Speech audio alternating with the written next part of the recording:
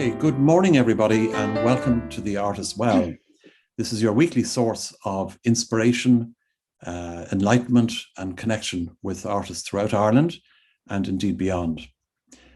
Before we make a start, I just want to mention one thing. We are celebrating our 50th interview, which is big deal for us anyway. And I'm delighted to report that one of our featured artists from a few weeks ago, Paul Mccormick, somebody was listening to them over in the UK, was very impressed with his work, and he ended up with a full page in a magazine called Art and Museum, which is part of a larger magazine aimed at high net worth individuals and families, and has a readership of 48,000. So it's a full page showing about 3 examples of his work. And congrats to Paul, and thank you also for that magazine, who also mentioned The Art as Well as being their source of how they discovered him. So big things can happen in The Art as Well. Don't forget that. So anyway, let's go to today. And as I say, this is episode 50, and I'm delighted to welcome Jeanette Lowe as my special guest this morning. Now, Jeanette is a photographic artist. One could almost say that she's a social photographer as well, because she captures a lot of the sort of elements of people's perception and then reality of life in the inner city, amongst other things. So let's go straight over to Jeanette and say hello. Good morning, Jeanette. How are you? Good morning. How are you? I hope saying a social photographer wasn't the wrong thing to say, was it? Not at all. You had to say that. So listen, where are you? Are you in Dublin? I am. I'm in Dublin. I'm in Rathfarnham. I'm at home in my office, which is a spare room. Right. It's more an office than a studio. Sure. Okay. And do you actually process film there or anything like that? No, I shoot digital and I shoot film. I mean, if I shoot digital, obviously I can use the digital darkroom here, and I have a printer that I can print up to a certain level. Yes. If I'm shooting film, I'll bring it over to the darkroom that's run by Mela Travers, and I'll develop it over there with her. Yeah. Yeah. And then if I'm getting my fine art prints done, I'll probably use Inspirational Arts. Ed and Jim are really good there. So. Okay. And where are they based? Are they near you? They're in Dublin 8 now. They used to be in Mount Street, and they're in the Swan Centre in Dublin. Oh yes. Harold's Cross there. Yes. Tell me, were you always a photographer, or did you have a different career? Well, I guess I've always been a photographer. Yeah. but yes, I had a different career. I worked in ESB for a long time, and within ESB, I had a number of different careers actually in there. I worked in marketing. I was a computer programmer. I worked in sponsorship and corporate affairs and accounts. I mean, I did a lot of things. And did you always have a sort of a yearning to expand your creative endeavors? Well, I think, it's funny because when you're growing up, you hear people saying you're very creative, and you don't know what that means. And even in a work environment, people would say you're very creative. And again, you're trying to identify what that means. And within a corporate structure, it can be challenging to find a creative outlet. So, the interesting thing was, one of the things I did, which was at one stage become a computer programmer. I've actually found that very creative because it was problem solving. And yet, I remember being interviewed for the job, and they were asking me, would I be a good fit, because I seemed to be a little bit, too talkative. It was almost like you had to stick your head into the back of a computer to be a programmer. So, as I say, within ESB, I think I spent most of the time in ESB trying to get out. And when did you succeed in that? I succeeded in 2010. Right. But all the time I was in ESB, it's really, I did most of my study at night. I mean, I did a marketing degree because I felt that was a creative outlet, and ESB was more into accountants at the time than marketing. Yeah. And, then I sort of did computer programming. Then I did a master's in design for digital media. And I guess it was doing that and really getting back into, the creativity, and that brought in photography, that it sort of pushed me to leave. Yeah. So when the opportunity came, I left in 2010. Okay. And what did you do the minute you moved out? Did you study or go straight in? Yeah, well, it was funny because I remember somebody saying to me, just before I left, they said, if you won the lottery, what would you do? And it's an interesting question. And I said, well, I'd travel more and I'd spend more time on photography. And they said to me, you don't have to win the lottery to do that, And I started to think about it then. So when I left, before I left ESB, I started to go back to studying photography. And I did a course in NCAD, and that actually started a long series of courses in NCAD. I've done photography, sculpture, painting, mixed media, visual culture, and I just, it's great. You just soak it up, And do they have a specific course for photography? They don't have a full-time course. No, that's what I thought. Yeah. Yeah, it was funny because I remember going to one of the graduate shows, and we walked in and we said, can you direct us to the photography? And there were two young girls on the desk, and they sort of looked with disdain and said, we don't do photography here, And then you go into the exhibition and it's full of photography, there's people doing print, painting, fine art, and they're all using photography. So I am surprised they don't do a full-time course, but they do have a dark room there. And the course was very good. It wasn't about, the physical camera and, how to use the camera. It was more about concept development and, developing bodies of work. Exactly. Well, I find that very interesting. I know when you and I were chatting during the week, you mentioned that you're not into this sort of technical, the way people get together and they show their cameras and sort of boast about what speeds they can do or whatever. I don't know.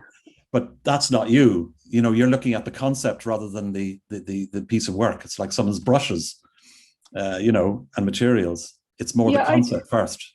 For me, the camera is a tool, the camera and the computer and, whatever else I need.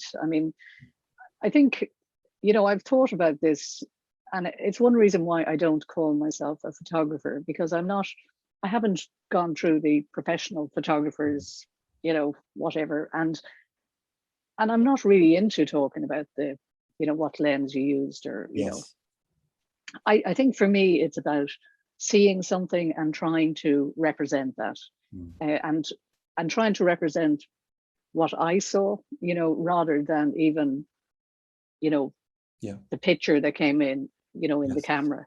And I suppose that's quite similar to a painter or, an artist who's trying to express something they've seen or felt in an environment. You rarely find them boasting about their materials and their brushes. In fact, some of them are quite ruthless with their brushes and buy them in Aldi. I know this.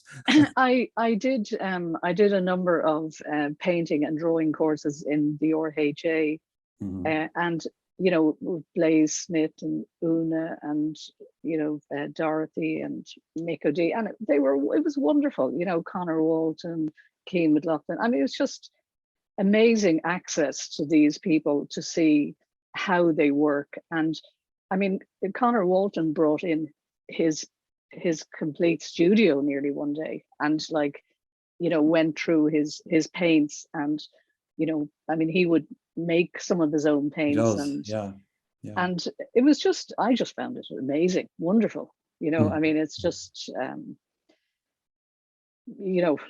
and brushes were big, and you're right, there was massive discussions about the brushes from Aldi or Lidl or that one, Rosemary. the sisters and tiger, and Yeah. as compared to a brush that you can go in to Evans and pay a fortune for. Sure, exactly. Yeah, yeah. So, Jeanette, did you do a sort of a project then for your final in NCAD? Was that your sort of first big thing, or? Well, actually, I guess my first big thing was when I was doing the portfolio to go into NCAD. All right. I decided at that stage, I think the idea was to go and photograph within 100 meters, to take an environment and to look at it in different ways. And I decided to do it on Pierce House Flats. I worked quite close to it at the time. I was on Fitzwilliam Street. And my grandmother had been one of the first residents. So my mother had lived there till she got married. And I hadn't been anywhere near the place since I was a child, since I had been brought to see my grandmother. Yes. And all I knew about the place was what I had been exposed to in the media, which was generally very negative. So I went down to Pierce House, and they have a small community center there. So I talked to the two women there, and they said to me, they said, go in and just say who you are and what you're doing. So I went in, and it was quite funny because, I was walking around with my camera, and I was taking some photographs of children, and the kids were incredible. I mean, they were, shouting abuse at me, telling me I was a perv, I mean, like little tiny, I was looking, at these little tiny kids thinking, did that really come out of there, and you're sort of thinking like it didn't, they heard it, and they were saying it. But so I did start talking to some people then, and within a half an hour, it was very interesting. I was talking to a lady who had been in school with my mother, and which I found very strange, because I expected to find a transient community. And instead, I found this very old Dublin community still there, Yeah. And tell us about the architect who was responsible for them, because he was quite a formidable chap. Herbert Sims. Yeah, Herbert Sims. And he was responsible for building apparently 17,000 units in the space of his career, 14 of which were flats. Oh, it was incredible. I mean, I think, if you look at what's happening today in Dublin with housing, and you look back to, the late 20s, early 30s, when we had nothing, I mean, we were a new state, and yet we were able to take on this massive plan.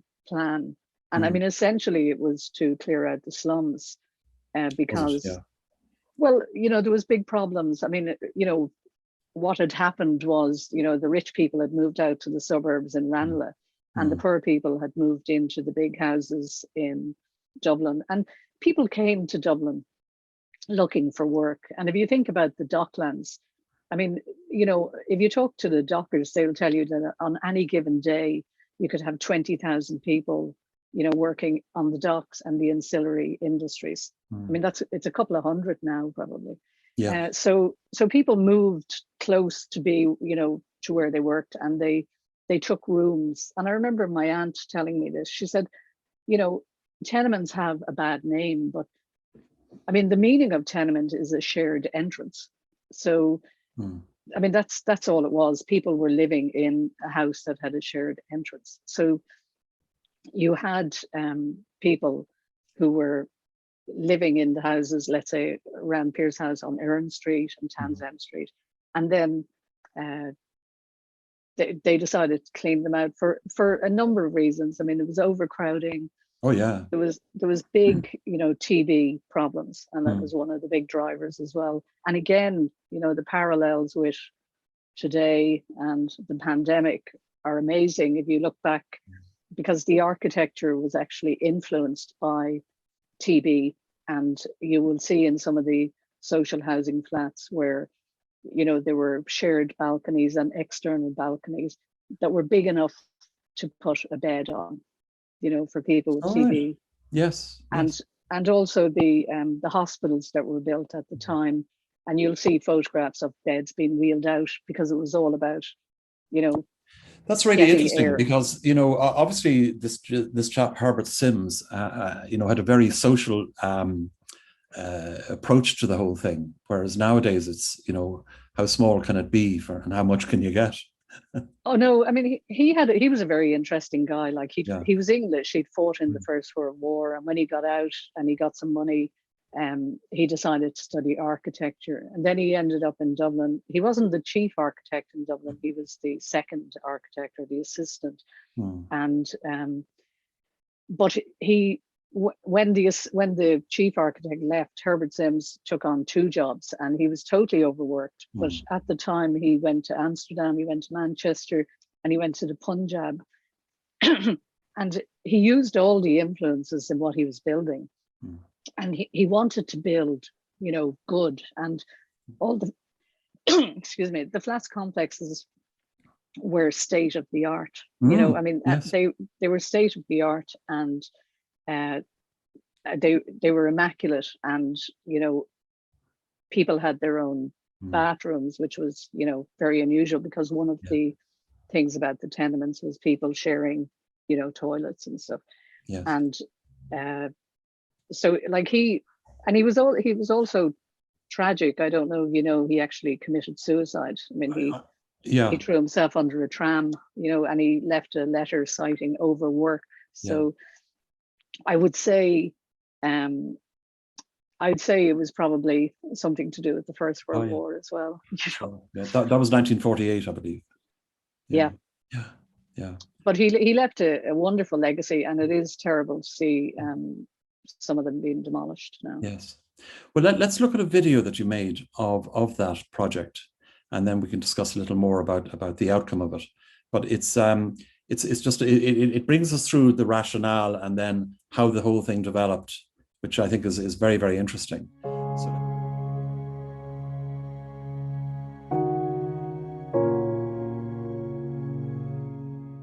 To be honest, I didn't know much about Pierce House when I came here. I didn't realise that it was so big. There's 345 flats here. It's nestled behind Trinity College and bordered by Sandwich Street, Earn Street, and Townsend Street. And it's actually the largest municipal housing structure in the state, on its footprint. It was built by Herbert Sims, the famous Dublin city architect. And it's actually quite a beautiful structure. There's some Art Deco features about it, and a very durable building. It's still here since the 30s, and contains 1, 2 and 3 bedroom flats. If you think about it, with 345 flats, in the current day there's over 1,000 people living here, which makes it essentially a village within the city.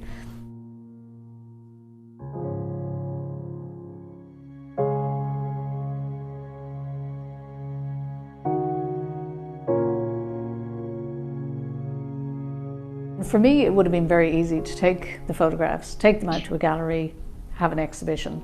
But I felt that the perceptions of other people would be left intact about social housing flats within Dublin City. So I decided to ask Dublin City Council, could I have the exhibition in the flats? And they very kindly gave me a flat that was vacant at the time for a couple of weeks. We converted it into a white box gallery and had an exhibition that, far exceeded what I had intended it to be. The exhibition moved to the National Photographic Archive, expanded in 2013. And again, I just felt that it had been so powerful to bring people into the flats and to give people a reason to come back. And I was getting a lot of correspondence from people saying, are you doing it again? That I thought it would be nice to have something within the flats parallel to the exhibition in the gallery. So once again, Dublin City Council loaned me a vacant flat, and I decided to actually convert it as well as possible back to the 1930s. And the idea behind this was that You have in my exhibition the new photographs of the current community. You have hundreds of photographs of the old community. And now, you know, when you came to the flats, you could experience both in a live environment. You could come into the flat and see how people used to live, and again, challenge perceptions. I'm an artist. I started out to have a photography exhibition, but it became much more than that. It became about social history. It became about what I believe are invisible people living in the heart of Dublin City, and it just became different. Excellent. I mean, as you say, village in the city, it's basically 1,000 people living in an area that people walk by every other day and ignore practically. Yeah, I think, you know, the one thing I did realize is people have stopped seeing a lot of the social housing in the city. I mean, they do pass it. And if I had a penny for the number of people who said to me, you know, where is Pierce House? And then we're able to say, God, I walk by that every day, you know. But you have to accept as well that, you know, Pierce House, it was built, you know, to face in. So from the outside, it's all red brick and quite nice. And then when you go in, you have all these internal balconies that look out on courtyards and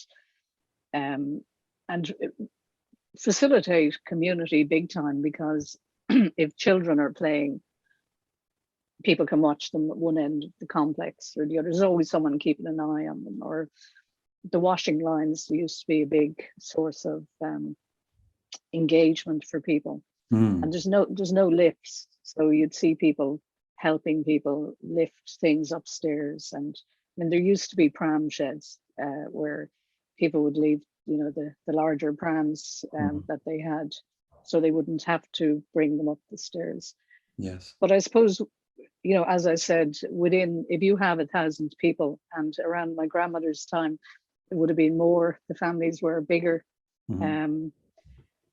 You know, you do have a village, and within a village you have, you know, in Pierce House you have people who get in their cars every morning and drive to the suburbs to work, which isn't something people associate with social housing flats. At the other end of the spectrum, you probably have people who are on welfare. I mean, I live in a housing estate, and I'm sure that spectrum, you know, happens as well. So I think, unfortunately, some of these communities get tarred by the negative stories, and it's much easier, you know, for a journalist to put out a negative story, you know, than to look for the positives. Sure. So, but in a sense, aren't some of these developments almost gated? And your own Houses, experience walking into them would kind of lead you to think maybe you shouldn't venture in there unless you're well known.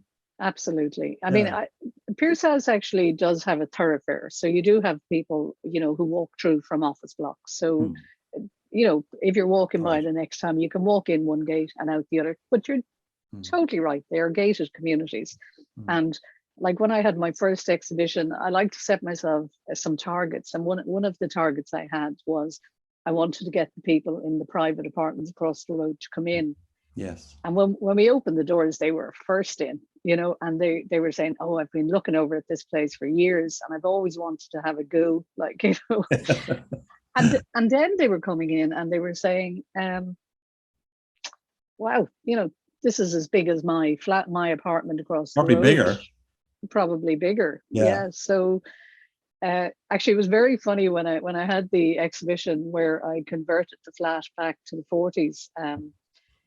There were a couple of walking tours came in, like with hundreds of people, and like they were going in and out of the flat, and the lady next door was chatting to them, you know, and which was nice. And so she was chatting away, and then suddenly I saw people heading into her flat. So like she was saying to them, come in and have a look, you know. So they were coming to the flat and they were seeing the old flat, and then they were going in and they were seeing her, you know, marble floors and beautiful, you know, beautiful Lovely cooker and whatever. Yeah. Oh, everything. And it was just really interesting. And like when I had the exhibition in 2012, and I mean, you make a very valid point about, going into, a flats complex.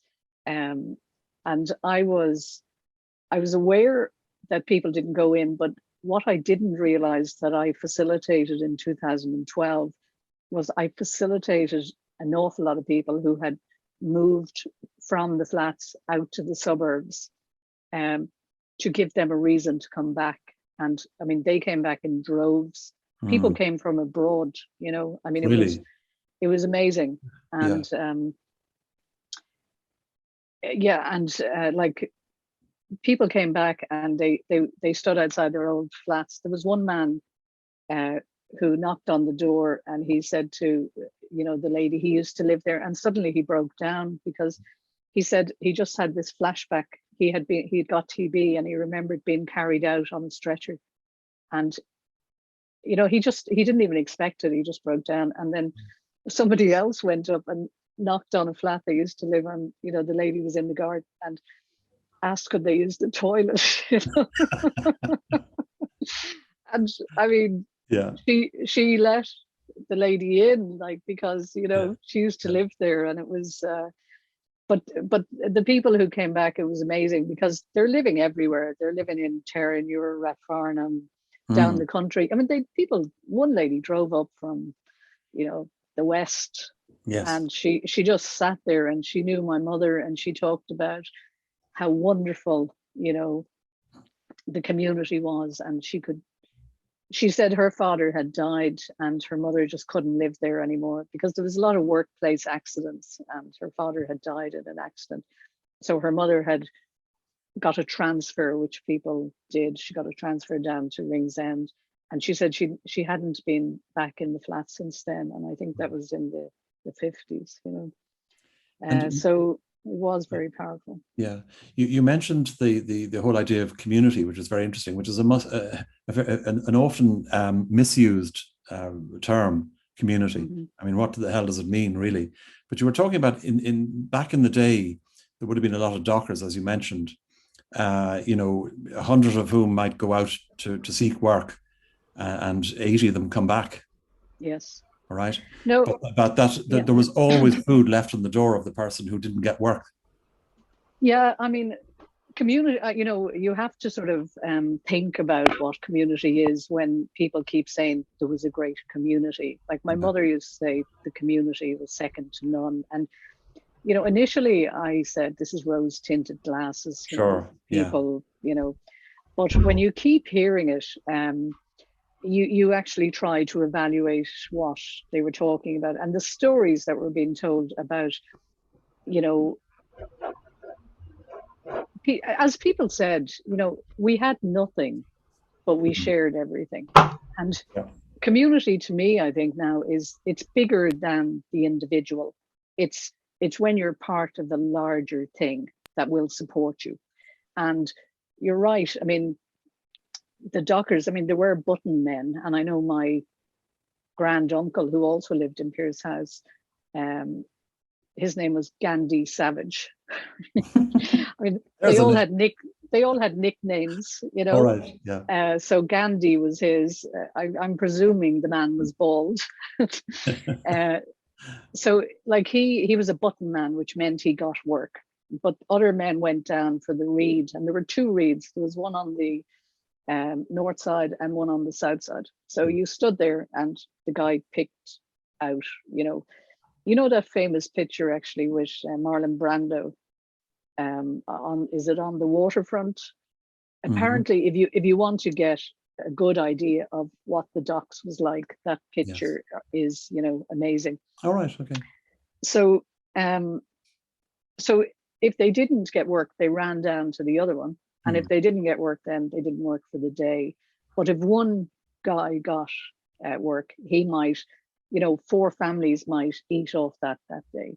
And if people were struggling and people knew they were struggling, food might be just left, a knock on the door, no words, and if somebody died, there there was the lady who would, I met the lady who told me her mother would lay out the body and other things, people would do other things. And, as I say, there were people, men were dying, there was no health and safety, and women were being left with children. And the church, weren't doing them any favors. They might the priest might knock down a few days later and say to somebody, how many do you want me to take?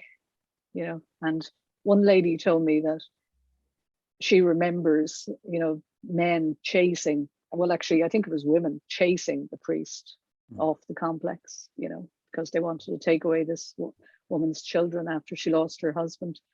My God. So, so, I mean, there were hard times, and... But what's interesting as well is the balconies, because you were saying there that the balconies were very big and large and enough to take a bed outside because of TB and all that. But they were also very much a social ground that people could communicate with, whereas nowadays balconies are split. And I think it's actually illegal to have shared balconies, is it? Did you mention something about that?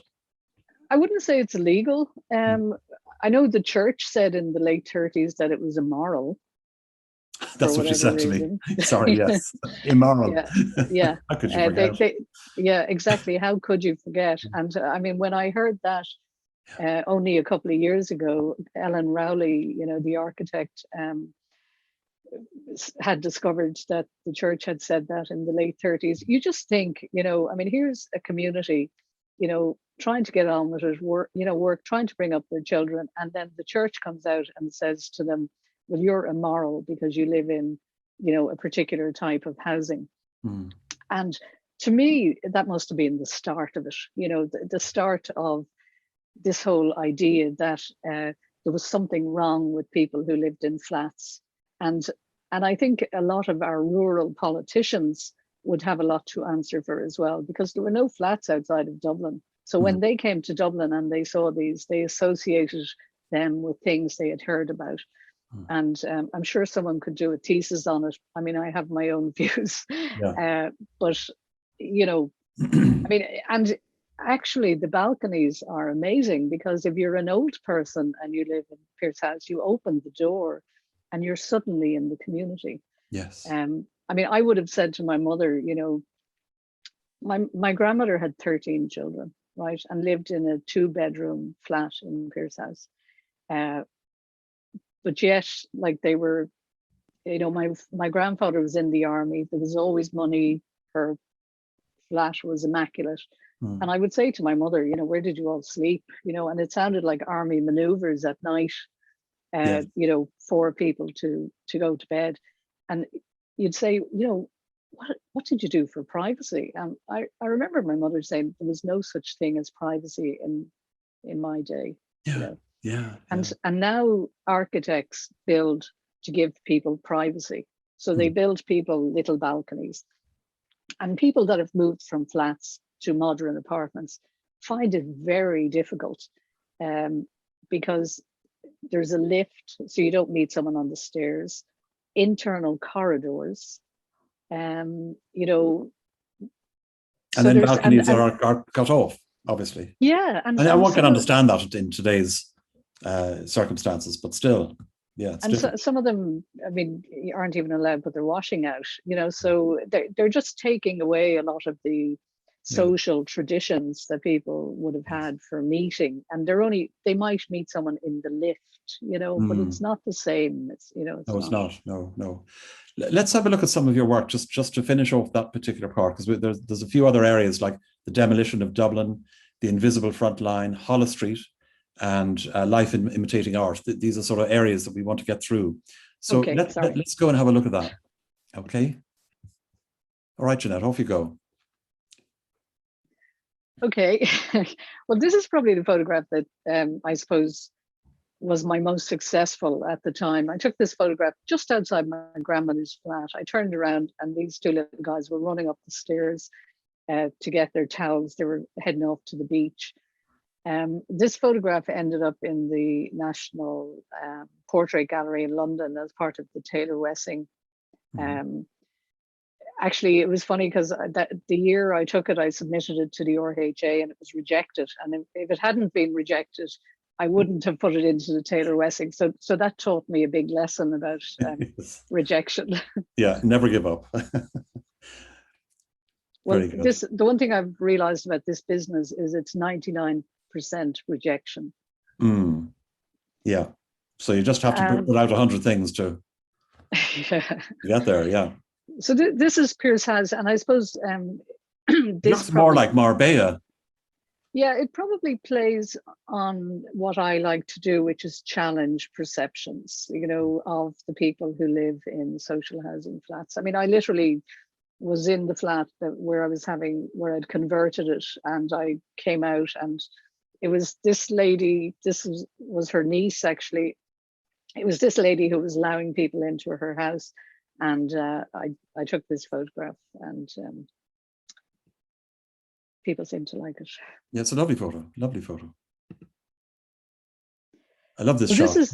This is I call this leap of faith, you know, and this is the playground of the boys, you know, in Pierce House. I mean, they dive off the Iron Bridge and they swim in the Liffey, and these guys actually knew the code for Waterways Ireland. And I just walked around one evening after the exhibition, and these guys were running up onto the roof. And just after they arrived, a policeman arrived, and he shouted up at them, you know, if you jump, I'm going to arrest you. So this guy actually, he tentatively, you could see him saying, will I or won't I? And he jumped. And the one thing he realized was that when he got into the water, he could swim away from the policeman, whereas the other guys who came down were actually, their names were taken. Yes, yeah. I love that. I love the shadow it casts. It's fantastic. Yeah. Well, the guys on the right are my uncles. Mm-hmm. So these are my grandmother's sons, and she had 10, and the little guy on the chair is in his 70s now, so that sort of dates the photograph. Yeah. And apparently she was a great woman for accosting a photographer if they were walking through the flats, and she'd bring her sons out and give them the hair lick, I suppose. Yeah. And it's a wonderful photograph, you know. I mean, and you know, it's funny because people say to me, "Oh, they all had shoes," you know. But you know, you had a hierarchy. I mean, you had a hierarchy in tenements. You have a hierarchy in flats. You have people who work and do quite well and pay quite high rents, and you have people who are struggling in society and, as I say, are at welfare. The picture on the left is Mrs. Heavey. The lady on the right, she apparently, the Heavies were a great family for parties, and there's just so many of these. And her husband was what was he worked on the boats, but he had a camera. I mean, you realize actually when you look back at old black and white photographs, the camera was taken out for special occasions. So a lot of the photographs were taken on Sundays, so people were in suits, which makes them, you know, look very. The people always look very nice, and not everybody had a camera. So when you get the old photographs, and they were a huge part of my exhibition to bring people. I was going to ask you that, Jeanette. Sorry for interrupting you, but you have a massive collection of very old photographs. Did you put out a request for that? Yes, I did. I mean, I started with my own photographs, and then I put out a request, and they flooded in. And during the exhibition, I brought a scanner, so when people came down, I could scan their photographs and give them back to them. And actually, the National Photographic Archive are very interested in the photographs and in my own photographs, because there's a lack of photographs, particularly in the 30s, 40s, 50s, of working class, you know, people, because they didn't have cameras. Right. Yeah. Well, the lady on the left is my mother, and she's standing outside my granny's flat. Yes. And on the motorbike, the lady on the back with the funny hat is my grandmother. And we think this was taken at a wedding, you know, that they were going into a wedding, they saw the bike and they hopped on. But my grandmother was a great woman for hats, and my uncle said that if there was a knock on the door, she put her hat on before she opened it, and if she liked you, she'd invite you in, and if she didn't want to talk to you, she'd say, "I'm just on my way out." Ah, yes, because she looked ready to go. Yeah, She looked ready to go with her hat on. yeah. Yeah, this is. I mean, I'm still in Pierce House. You know, I've been doing continuous projects, and I try to look for something different. So I've been doing communions, where I take photographs of the child the day before the communion and then the day of the communion, and it can be quite striking because it's, you know, it's a very important time for the children. I mean, you see the boys in the first suit they're ever going to have, and then, you know, when you come back a year later, you see that they're turning into teenagers, and unfortunately they can go either way, you know, depending on, you know, Who they're hanging out I with. suppose who they're Yeah. hanging out with. Yeah. I mean, I remember one of the artists we interviewed said he had a choice. He was either going to become a painter or a criminal. Thankfully, he became the artist. It's probably more money in being a criminal, though. Well, indeed, yes. Now we're moving on to the whole area of demolishing flats. I presume there's no way that Pierce House is going to be demolished in any time soon, no? Well, and why, you know, would the ones that are being demolished? Yeah, well, it was on the books, you know, to be redeveloped, and that's a dreadful word, really. I think what happens, I mean, this photograph here is from St. Teresa's Gardens. And so I've photographed demolition up in Charlemagne Street and St. Teresa's Gardens and Croke Villas. And every complex I go into, I find what I found in Pierce House. I find an old Dublin community. Now, with some of the flats, they've become very unsocial places to live, whether because drugs has taken over or whatever.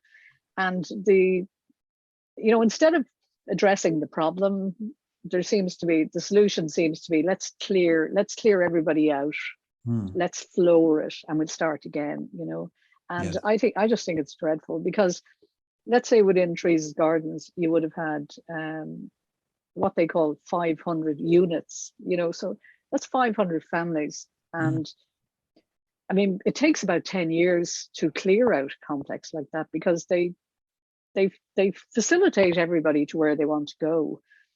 So they find, you know, whether they want to live up in Drimna or Crumlin or stay in the local area or whatever. I mean, they find them somewhere to live, and then they move, and they say to them, you can come back if you want, but 15 years later, families have settled, you know, and their kids have grown up and they're not going to move. So I just think if you were to do this to any small town or village in Ireland, I mean, it would be headlines around the world that you've cleared out a village, but it seems to be acceptable to do it in the city. And tell me, what have they done with that property there? Or have they at this stage? Yeah, well, I was just down actually in Teresa's Gardens in the last couple of months. I mean, they have built 52 units, houses and apartments, and the people that were left, I mean, the hardcore people who stuck it out, have moved into them.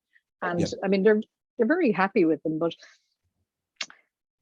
that whole site, I mean, you know, it was the same in Charlemagne Street. They're very valuable sites, and for some reason, rather than planning it out and putting it out to tender, they seem to hand it over to private developers who give them a certain amount of, you know, housing, and then affordable housing, and affordable housing is not affordable. No. So I think it raises this big issue about the type of city we have, and it'll come back to bite us in the future. You know? Yes. This was in the RHA a couple of years ago. It's Teresa's Gardens again. this is a demolished view. I mean, I just found that when I was walking through these flats, when they start to take them apart before they demolish them, the windows are gone. And when you have this concrete structure that was a room, and then you have something that looks like a painting on the wall, which is actually the view. And it just struck me that the view gets demolished as well. I mean, this is a view that someone would have had for a long time. And when the flats are knocked down, the view is demolished as well. Yes, exactly. Yeah. And this is another example of what I'm talking about. I mean, they look like paintings on the wall. Yes, actually, it's Teresa's Gardens. Is it? Yes. Yeah. And what year was that demolished? Was that long ago? Oh 6 no, years? yeah, over the last 5 years, it would have been demolished. Okay. And you have to realize, like, when between O'Devany Gardens, Teresa's Gardens, Croke Villas, Charlemont Street, when you move all these people out, I mean, that's a couple of thousand people. They have to house them somewhere, so they're actually impacting on the housing market by finding them. And during the crash, they were inflating the market by buying up the small starter homes. So, I mean, was the likes of Teresa's Garden, was that not fit for purpose, or was it purely the drug problem and associated problems that made them decide that this is the way to go? Well, it's funny because Pierce House it seems to be a perfectly good structure. Well, you come across this, it's not fit for contemporary living. That's the way they say it. Yeah. But yet nobody's talking about knocking down the Ivy flats. And they're there since like the late 1800s, early 1900s. So buildings are not bad, So I just think, something broke somewhere along the way. And I think you have to identify when things are breaking and getting quick and fix them. And are you familiar with the Ivy flats? Because I think a lot of them have been refurbished. They have. And I mean, as I say, they're older. I mean, and when they were built, they didn't have their own bathrooms. They had shared bathrooms. Yeah, I've been in the Ivy flats, and you have to do an interview to get in there. And people, want to live there. And if you think about the address, it's amazing. So I just wonder, where Dublin City Council created this disconnect with their tenants, because all you're dealing with is landlords and tenants. And whether it's in Foxrock or Pierce House, the tenant deserves to be treated properly, and the landlord has certain expectations. And that contract, needs to work. Yes. Yeah, absolutely. Yeah. Tell us about this before we move on. This was Croke Villas, and it just to me represents the layers of families that have lived in these houses. You pull back the wallpaper and you just start to see a history, and you realize how long people have been there. And there's very few people who will have to stand and watch, their parents, their grandparents, in some cases their great grandparents' homes being demolished in front of their eyes, and I just find that very interesting. Yeah, good point. Yeah. This is skip sculpture, I call this. This was in the RHA year before last, I think. I mean, this is what happens. This is where these buildings end up, in skips.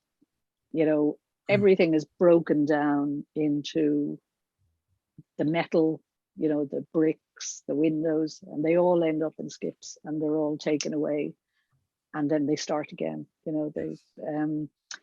And with a lot of my photographs, I like to question, when you're looking at it, I'd like you to think, is this a photograph or is this a painting?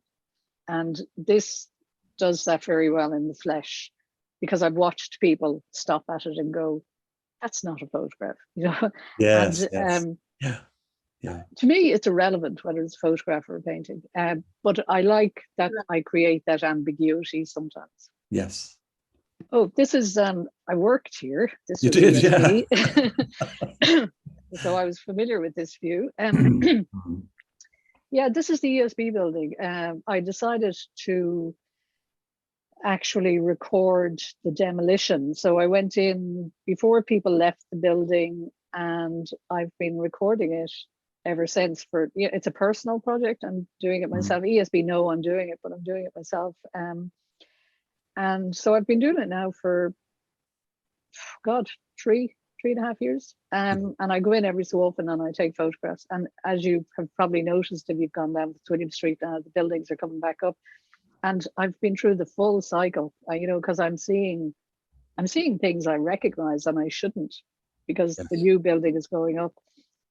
And it is very interesting, because I don't think developers are going to get away with a lot of this in the future. I think they're going to have to maintain a structure and bring it back rather than floor it and start again.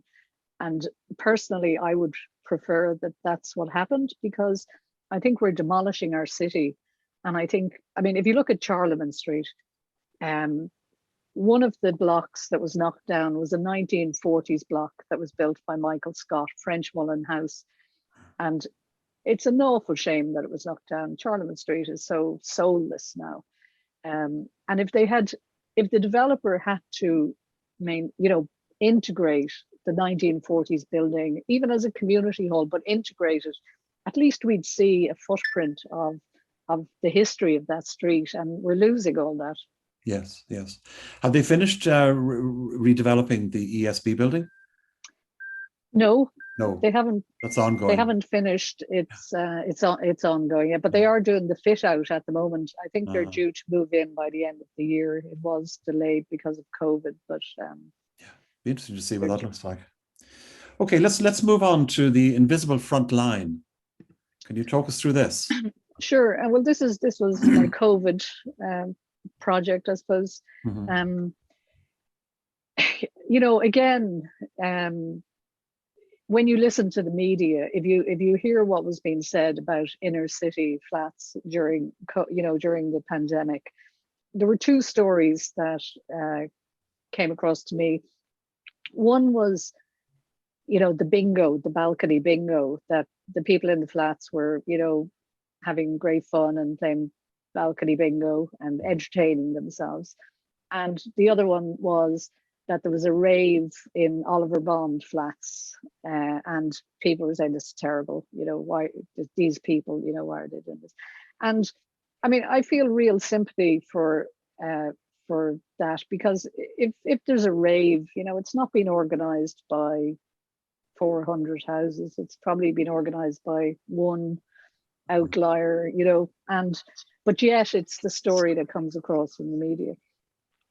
So I went down to Pierce House to see what was going on with the the balcony bingo and the entertainment and stuff. And I just found everyone I was talking to, I was saying, so what were you doing, you know, during lockdown, you know, and they were saying, well, actually, I'm working, you know, I work, I'm a carer, I work in the hospital, I work in a store, I clean the streets, you know, and so suddenly I realized that a lot of these people were actually working, and the signs that they had outside, which was, you know, we support frontline workers.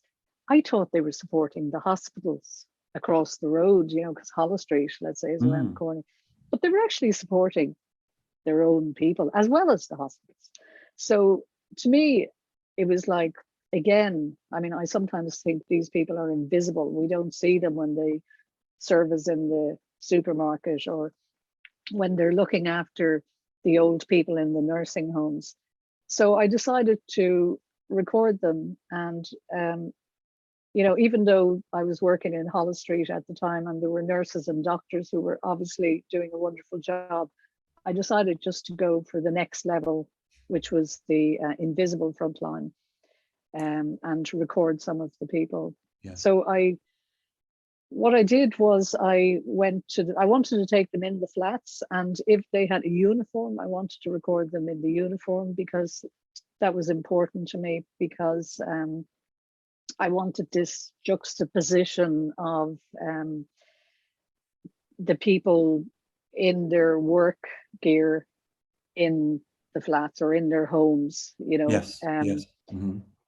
because I wanted the next time, maybe because you don't see them when they're in their workplace, but maybe I wanted you to think the next time you saw that uniform or that thing in a workplace, oh, I wonder, did these people, come from the inner city? Yeah. Is there a story about this particular person? Is she going around with meals to older people, or?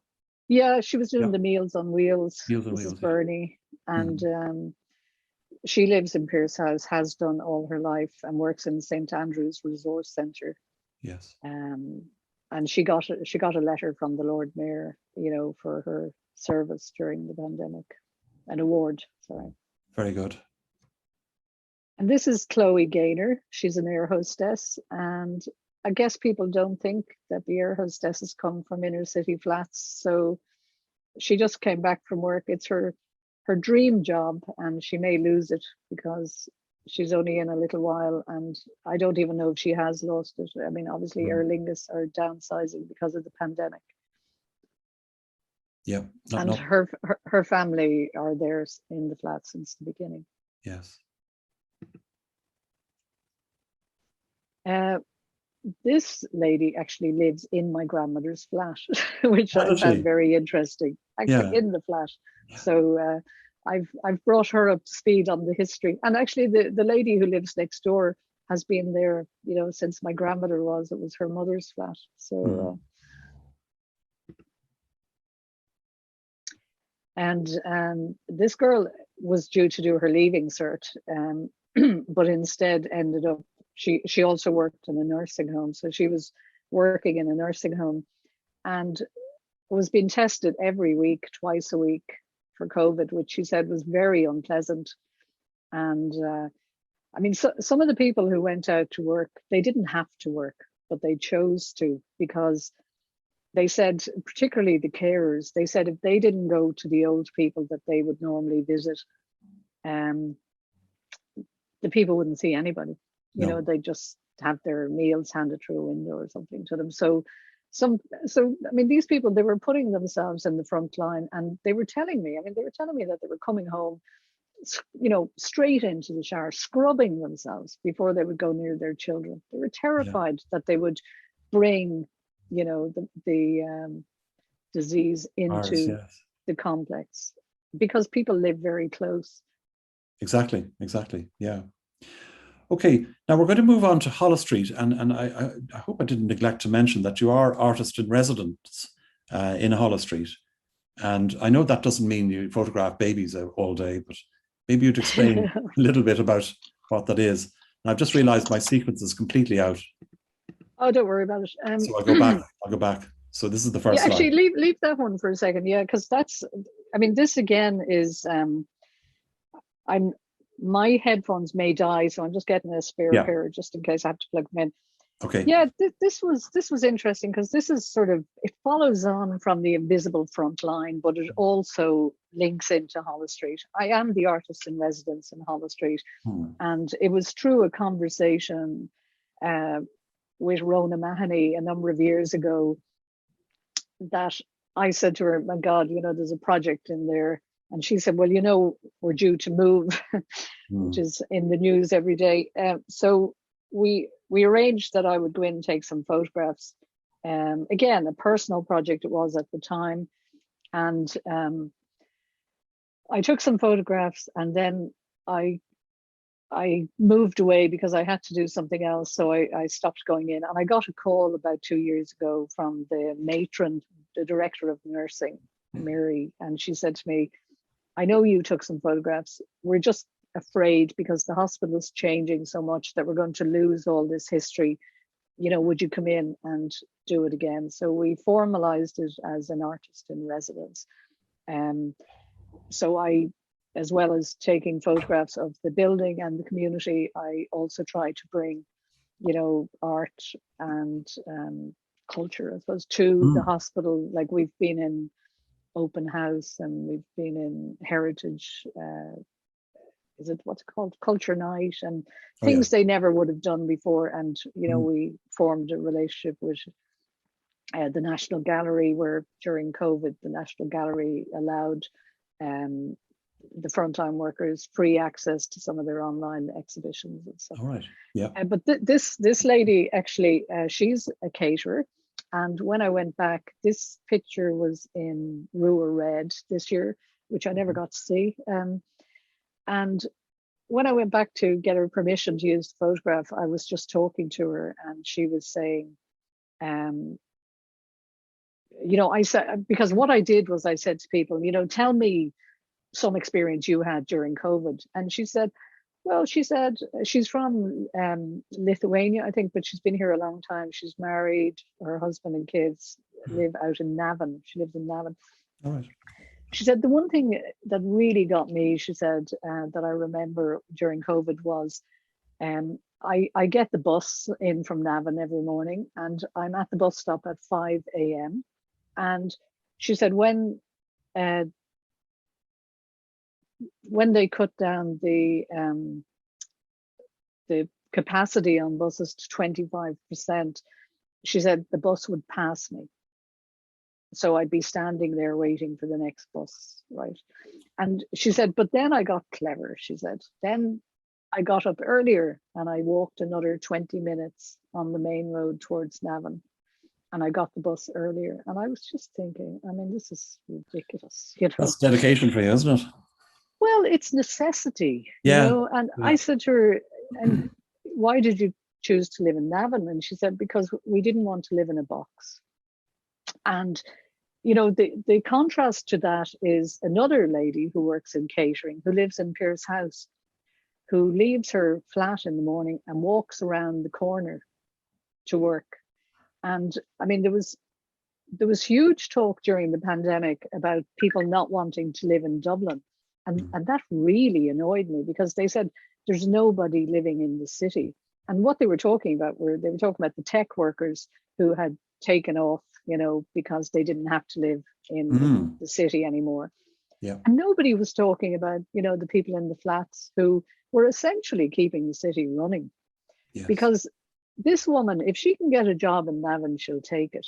And then, I mean, we see it in our hospitals. I see it in Holles Street. They can't get nurses and midwives because it's too expensive to live in Dublin, and they've better conditions if they move away to London and other places. So we're importing our nurses from India and from the Philippines. And, if we don't provide housing in the city for these workers, it's definitely going to, rebound on us. Yeah, no, absolutely. But I think also, when you say that a lot of people have moved out because they can work remotely and so on, there must be a lot of vacant places as well. Now, maybe the price is still prohibitive, but there must be a lot of vacant places.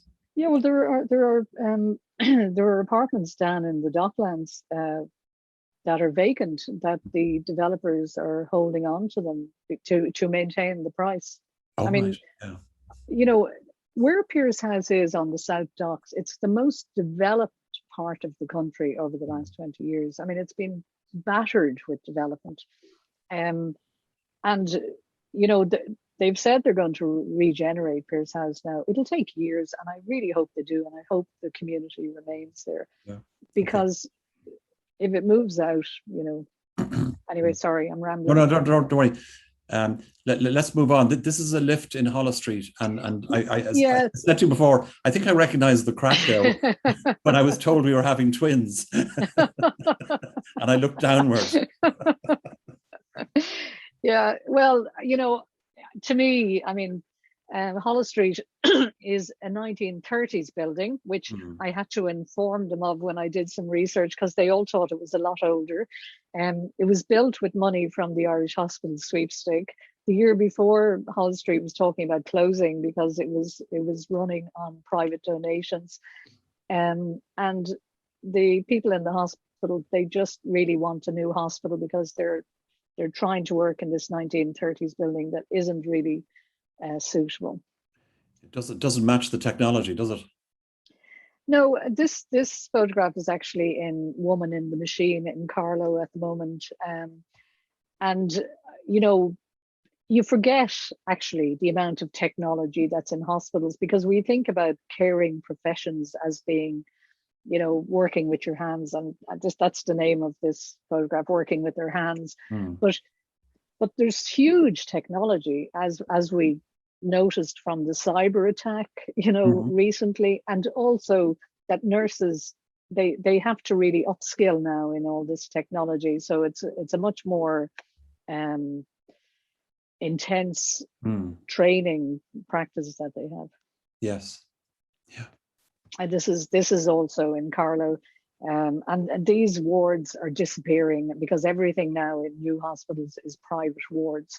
So you don't get the big wards that we probably all spend some time in our lives. Okay. Now I'm going to very quickly go back, because that's the last one. Okay. Just very quickly go back to these 2 slides here, 3 slides. And this is called Life Imitating Art. Yes, and this was a project I started when I was in NCAD. And again, I mean, I think I've told you, I'm very interested in the relationship between photography and painting.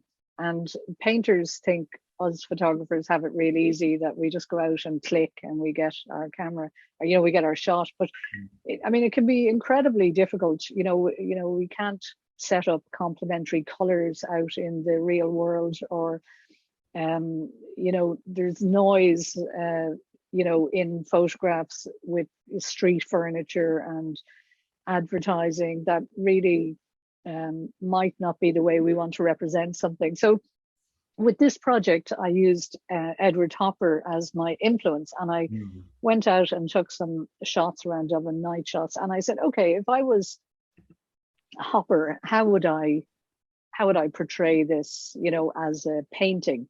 So I took the photographs and I decluttered them. I I actually went in and I you know, there were wires and alarms and advertising, and and the pavements needed to be repaired. And I mean, outside one of them, I think outside one of them, there was someone standing with a bike, and they just did not move while I was there, so I had to remove them. And so what I did was I said, well, if I was a painter, this is how I would paint this scene. And I found that the more layers I pulled back, the calmer the actual image became, and it did become more painterly. This is Butler's Cafe and the International Bar. And if you know these places intimately, you'll know this photograph is actually flipped. So you'll never see the view like that. You'll see it the other way. Yeah. And what I did was I removed names from the buildings, because I wanted people who, let's say, know the city to look at these buildings and to think, you know, I think I know that, but I'm not sure, you know. So it seemed to work. And as I say, I mean, I just realized how dirty the city is, and how there was actually someone standing in this with a bicycle. You can't see them now, obviously, but so I just went, and I also changed some of the colors. And again, I tried to use some of the palettes from Hopper. So it was a big play on Hopper and Dublin, and an interesting project. It's an ongoing one. I mean, they take so long that I do them very slowly because I don't get time to do them. So. I mean, the colors are very vibrant, aren't they? Very vibrant. Yeah, well, as I say, I mean, all I can try to do is, I hope when people see them, I mean, it's lovely to stand looking at someone who sees these and who says Hopper, because I say, okay, did it. That's all I wanted. Like, yes. Very, very much in the style of. There's one thing I wanted to ask you, and that is, who would your sort of favorite artist be? You know, who would not necessarily be anything like what you do, but you know, if you were to have a piece of artwork by somebody else, who would it be, and what would it be? Well, I know when you asked me this, I was thinking that over the years, you know, before you're an artist or consider yourself an artist, and you go to cities and you go to exhibitions, and I used to buy postcards, and I'd even though I mightn't know the artist, and I'd have postcards all over my house. And when I started to really immerse myself into art, I realized that I had, Las Meninas by Velazquez, which I ended up doing an essay on in visual culture, which is just such an amazing painting, but it also has photographic qualities, and it just has impacted on so many artists over the years. So I would say Las Meninas. I'd also say, I just love Hockney, and I obviously like Hopper.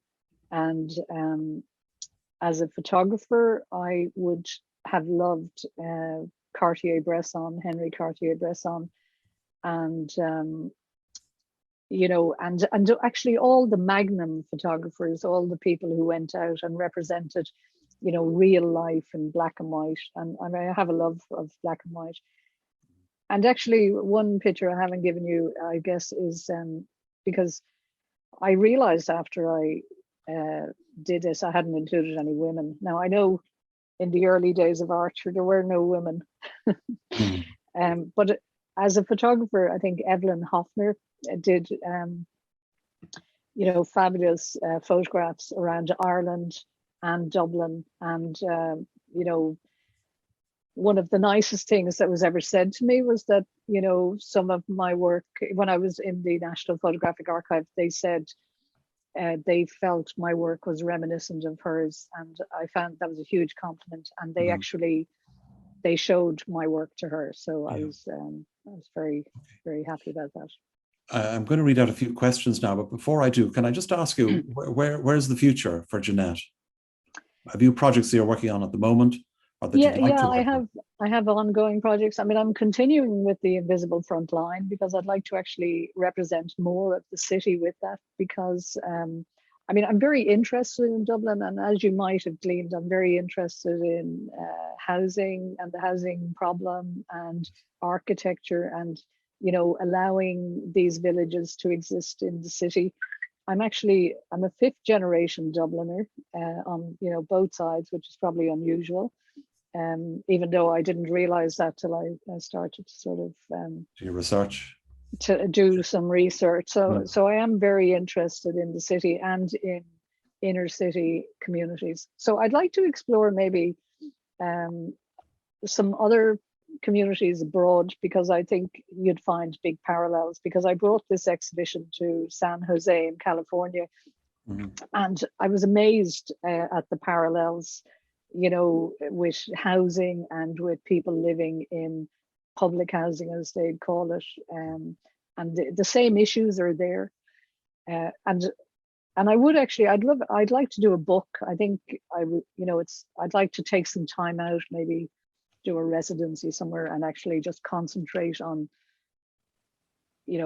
stopping work for the time being and actually maybe doing a book, because I've realized I love photography books and I love art books, and I really probably should do one. Absolutely, you should. You've enough material, certainly. Okay, let me read out a few comments here. Marianne says, what a fantastic project, Jeanette. Great. And it does look influenced by Amsterdam architecture of the 30s. Eileen says, the Pierce House video is wonderful. Great social history stories, Jeanette. Congrats. Rupert, what a wonderful idea to exhibit the past and the present in the same place. Congratulations. Yeah, that was really inspired. that was, that was about me going into, the reason I had the first exhibition in the flats was I didn't want, the people wouldn't have come to a gallery. So I brought the gallery to the people. And then I said, well, if I do that, it's just my exhibition. So my thought was, how do I let these, this community be part of my exhibition? How do we do it together? And the old photographs was the thing. Now, I did have a problem, because when the exhibition was running, it ran for 2 weeks, and we got 2,000 or 3,000 people, which was unusual for a photography exhibition. But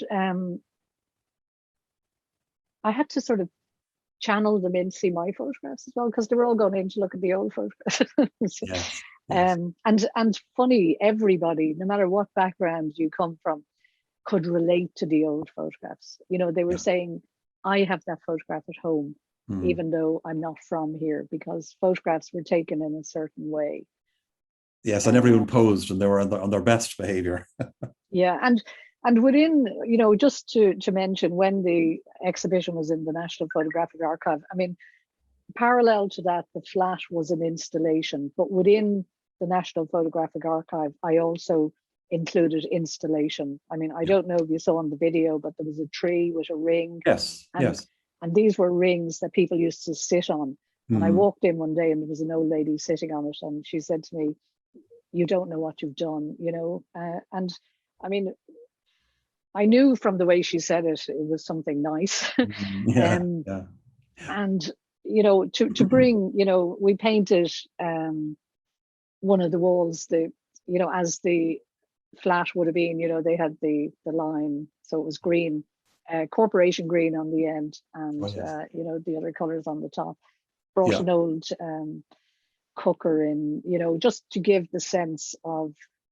And you mentioned the mantle mirror, the mirror over the mantelpiece. Yeah, I mean, this, you know, people came, when they came to see the flat that was converted in Pierce House, they expected that they were coming in to see a tenement museum, you know, a slum museum. And they were a bit shocked that there was an over mantle mirror.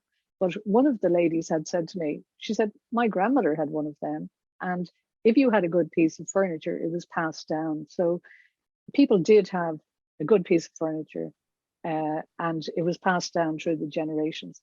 And the one thing actually you notice now when you go into flats or apartments, years ago, everybody had a table and people sat around it to eat and to converse. And now it's the couch and the TV. Yeah. You know, and I think I would bring a mandatory table into a house. Yes, definitely. Okay, listen, there are loads and loads of messages. I'll just read out a few.